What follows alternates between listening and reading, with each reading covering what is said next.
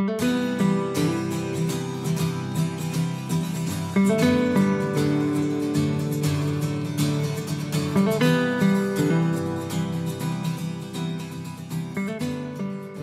to Conversations Different, the podcast of the Santa Fe New Mexican, focusing on the interesting people and places of northern New Mexico. This week, we will be talking about how all of us can protect ourselves from the many individuals trying to scam us. This is Inez Russell Gomez, and I am talking to Julie Sakura, Division Director of Consumer Protection with the Department of Justice. That is the new name for the former Attorney General's office in New Mexico. And justice is what we are seeking for all the people who are getting scammed by the many bad people out there. Welcome, Julie. Thank you for having me. I'm really interested in hearing about what is the Division of Consumer Protection, and how many people work there, and basically, what's your mission? Sure. So Attorney General Torres, when he came in, identified the need to really have a more front-facing, aggressive division that would do affirmative litigation. And so instead of just defending the state, which is part of the Attorney General's duties, we would also be prosecuting cases on behalf of the citizens of the state. And so the Affirmative Litigation Division has three subdivisions: consumer protection, environmental protection, and civil rights. The Consumer Protection Division, we essentially prosecute cases under the Unfair Practices Act, the New Mexico statute that prevents misleading, deceptive, and fraudulent trade practices. Right. So if I was fixing the gas prices in Clovis or something, you could go look at that. That's correct. That would be something that we would be able to investigate and file a case on behalf of the citizens of the state if we found activity that was illegal. Okay. So that a lot of emphasis is on individuals also, because I know we get a million emails, click this link, or we get a text saying your package hasn't been delivered, click this to go tell UPS where to go. And the next thing you know, someone's gotten into your phone and has your personal information. I mean, how do people protect themselves, and what kind of scams should they be looking out for? Well, essentially, scams fall into two areas. And the first is something good will happen if you click, if you call, if you give me this. And the second one is something bad will happen if you click, if you call, if you don't give me this. And in both cases, the goal is to get someone to disclose their personal identifier information, or their financial information, their social security number, their bank account, or to send them money. And so it creates a sense of urgency, like your bank account's going to be drained unless you do this, or your Social Security amount can be raised if you do this, but you only have the next 5 minutes to act. Right. And so it's really creating this sense of urgency where you want something good to happen or you want something bad to happen. Right. And as a person, as opposed to businesses conspiring, that kind of thing, as an individual, are there places at the Attorney General's office, let's say on their website, or even if, let's say, you're elderly and you don't use a computer, is there someone you could talk to say, what do I do to protect myself? So we have forms that you can actually fill out. Okay. And if you'd like to request those forms, we can figure out a way to get them to you. But for the most part, our complaints do come in through our system on our website. Okay. And we have actually initiated a new program to track robocalls, to try and get a handle on the types of calls people are seeing, who they're targeting, and what they're saying, so that we can figure out a game plan to try and stop those from happening. If that happens, I think the Attorney General will probably get elected king of New Mexico. I don't know if he has any other political ambitions, but those are so annoying. And I'm a journalist, and I grew up thinking my name and number should be listed in the phone book, even though my husband always complained about that. And I answered every call. And I'm finally, in my dotage, not answering the phone anymore because so many of them are scams. And when Lauren in your office said that this robocall list was being made, I am saving all of them. So as soon as the place to report is up and running, I have 15 already. That's fantastic. It's up and running. So okay. We'll be looking for your 15 as soon as we get off the podcast. I like that because, even if you're sort of aware of these things, they can make you very nervous. And that's why we give them our information. It's true. And also the technology is becoming so sophisticated. The caller ID, for instance, you can no longer trust your caller ID because it's going to say Internal Revenue Service or Wells Fargo Bank. They're able to clone caller ID numbers even so that it looks like it's coming from your Wells Fargo fraud department, but it's not. And so the technology itself is so sophisticated that we really do need to start gathering information to formulate a plan to figure out what to do about these things. Yeah, that's a kind of reassuring because, knowing that, like, let's say everyone's Social Security numbers in the country might have been hacked in that recent big hacking case that we all read about, just a normal person thinks, oh, you don't pay attention.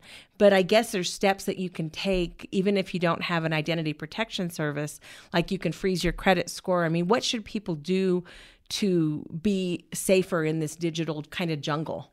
I think the most important thing to do is prevention, because at this point, the scams are so sophisticated that once the money is gone, it's really gone. It's in China or another country. So we can't get it back. So prevention is really the key. And part of that prevention is education. Things like, should I freeze my credit? Looking into ways that you can protect your financial assets. And then the education in terms of what are the scams out there. And that's part of what I hope we can get into today a little bit. There's so many scams out there, but they all do follow those two things that I talked about at the beginning, where something good's going to happen or something bad is going to happen.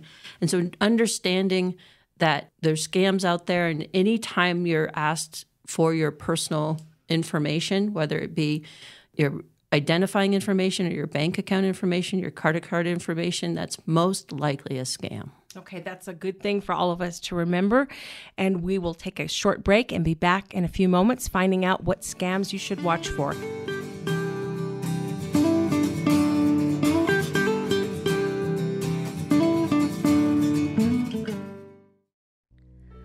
Are you dreaming of a home of your own in Santa Fe, but feel like your finances aren't where they need to be? HomeWise is here to help. We offer free financial coaching and classes in English and Spanish that will help you proactively manage your money and get you qualified for the best mortgage loan possible. Contact us today to register for an in-person or online class, or to speak with a home purchase advisor who you can work with one-on-one to help you increase your savings, reduce your debt, and improve your credit score. Call 505-983-9473 or visit us at homewise.org. Equal Housing Lender, NMLS number 188231.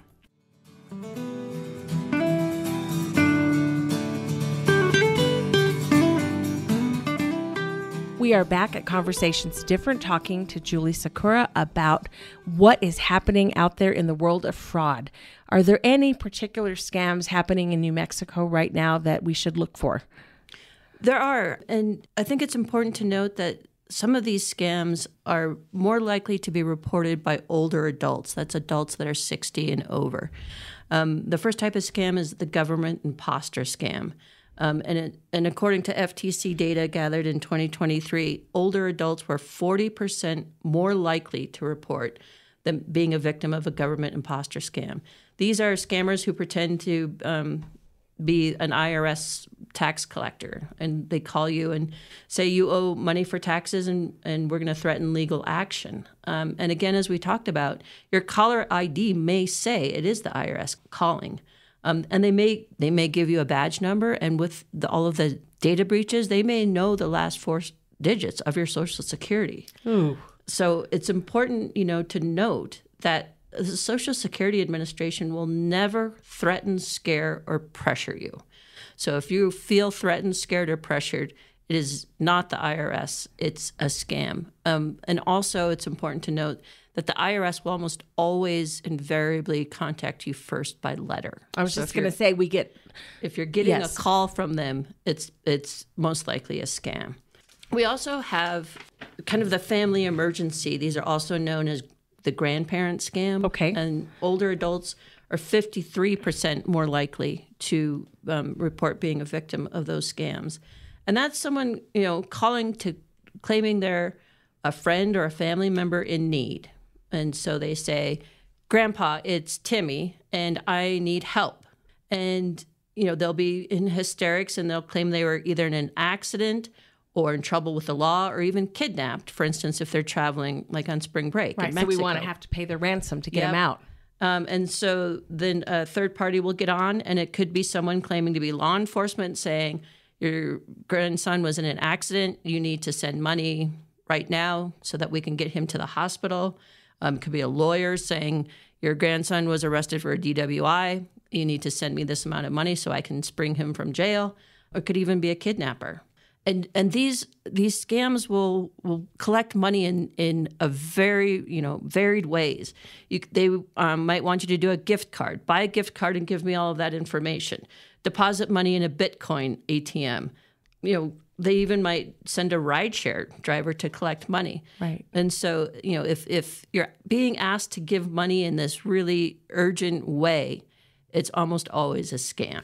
And one of those things is sometimes when you give money, they can use the information to then go back to your bank account or do other ways to steal from you. Isn't that right? That's right. Once you give your any personal identification information out there, then they can use that until you take proactive steps to stop them. People are always asking me to pay like by Venmo or whatever, and those all make me nervous because I just don't get how money can, I am one of those older Americans likely to be scammed. That was very depressing statistics. But I have used Cash App now because my nephew needed something, and it was actually my nephew. And I sent it to him, and it still makes me nervous that that's happened. That's right. And it's important in those respects to ensure that you're sending money to the people that you want to be sending money to. So, having safeguards and having good communication about this is my Venmo account, this is, whatever Cash App you're going to be using, and just be extra diligent that you're sending money to actually who you're intending to send money to. Right. Yeah, we went through everything to make sure it went to the right place. He had to bail his car out of jail. It was very sad, but it's just, there's so many ways to trip up. And I have even heard, and I don't know if this is true, that even answering the phone means they might be able to clone your voice if you talk too long. And the voice cloning technology is really, it's almost scary.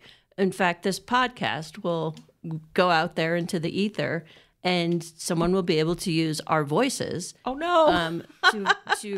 To do two things. One, you can clone our voices just with this limited amount of our voices being out there.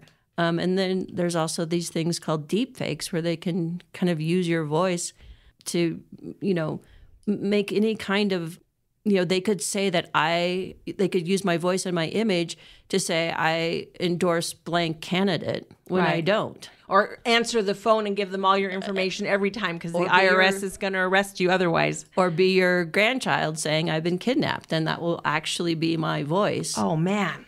And so that's why it's so difficult to, not fall prey to these things because that's, the voice of your loved one that they're using against you. Right. And even, my mom, who was really an old lady, as opposed to me, who was only slightly an old one, she always would answer the phone, and the state police or whatever fund, it wasn't really the state police. They were always trying to get her to send the money. And I literally had to yell at her and say, you cannot send those people money. You just got to stop. And it just seems like so mean to target an old person who probably is living on Social Security and doesn't have a ton of extra money anyway, and basically steal from them, even if you're not taking more. And that's right. And that's why I think sometimes older adults are targeted because they usually have a fixed income, so they do have an income, and they probably have some investments. And, they come from a generation, and we do too, where you're trying to be polite and you do things like answer the phone. I have, little nieces and nephews that are, in middle school and high school, and they never answer the phone. No, you cannot get a younger person on the actual call. No, but I answer the phone, and so do my parents, and that's one way, because once they get you on the phone, then all of a sudden something really, really good's going to happen to you if you act fast, or something really, really bad's going to happen to you or your loved ones unless you act fast. Yeah. And so that makes it difficult. Yeah, I mean, I got pretty sophisticated about the email saying, I'm from Nigeria and I'm going to deposit this money in your account if you just give me the information. I never fell for that one. But the text from the supposed shipping company saying we have to talk to you about a shipment what I do now is every time I get something like that I'm not sure of, I go look up, is this a scam? And I Google it right away before I do anything. And that saved me a couple of times from actually clicking. And that's smart. And that's what we were talking about, that prevention is key, because once you click, anything could have happened. They could have deposited malware, spyware on your computer or your phone. And once they have your information, they do. And it's very difficult for you to disentangle yourself from the bad things that can happen after that. Yeah, it's kind of, it is scary. And, most of us don't have like unlimited funds.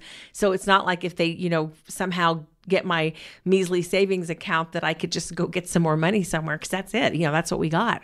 That's right. And that's why it's so important, prevention, to ensure that we do protect our resources. Yeah, I wanted to get a fast food app. I won't say which one I like, but they have the best French fries in the world because you get all these deals. And my son is like, you really want to give the app access to everything on your phone? I was like, well, it's just an app. It won't get everything. And he goes, yes, they can. And I thought, that was so smart. He's like so much more sophisticated about downloading this thing means that they can hack into everything. And that's why, it's important that you are mindful of the things that you're downloading and putting on your phone, and that you have conversations with people, with, friends and loved ones, and young people who can tell you, well, no, watch out for this, watch out for that. Yeah, that's smart. And I think it's almost to the point that we need to have like clues. Like if I'm kidnapped, I will say X, or, don't believe it unless, ask me what is my favorite song, and my kid will know, but nobody else will, because it's too embarrassing to repeat. Yep, and that's part of prevention, is to have, kind of a safe word or a known word among your friends and family, so that, and it's something that everyone can remember, so that you can verify, whether or not it is your loved one. Right.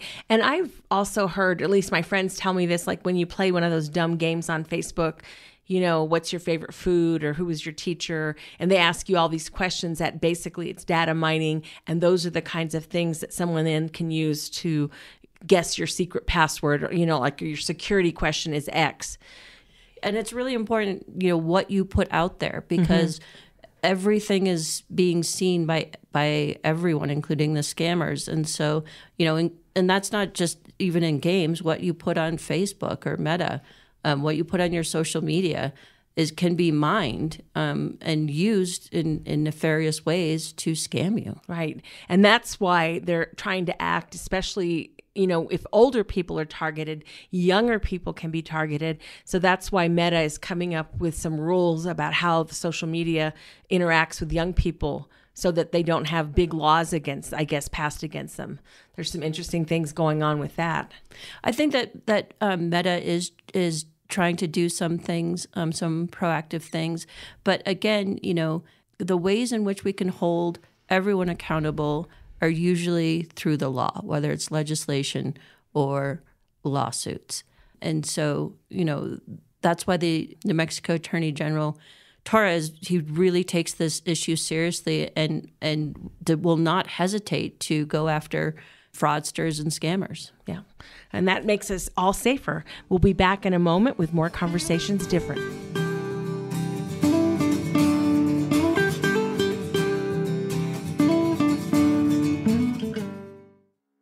Thanks, Inez. This is Patrick Dorsey, publisher of the Santa Fe New Mexican. We hope you're enjoying this episode of Conversations Different with Inez Russell Gomez. Great local content is only possible with a talented staff dedicated to bringing you the best local content possible. For that staff to do its work, we need your support by subscribing to the Santa Fe New Mexican. If you're already a subscriber, thank you. And if not, there's never been a better time to subscribe. In addition to our home-delivered newspaper that comes with full digital access, we also provide digital-only subscriptions for SantaFeNewMexican.com. We'll also be releasing more online-only audio and video programming moving forward. The Santa Fe New Mexican has been here for nearly 175 years, and we want to continue being your source for local news and information. Visit us at SantaFeNewMexican.com/subscribe or call us at 505-986-3010. Thank you.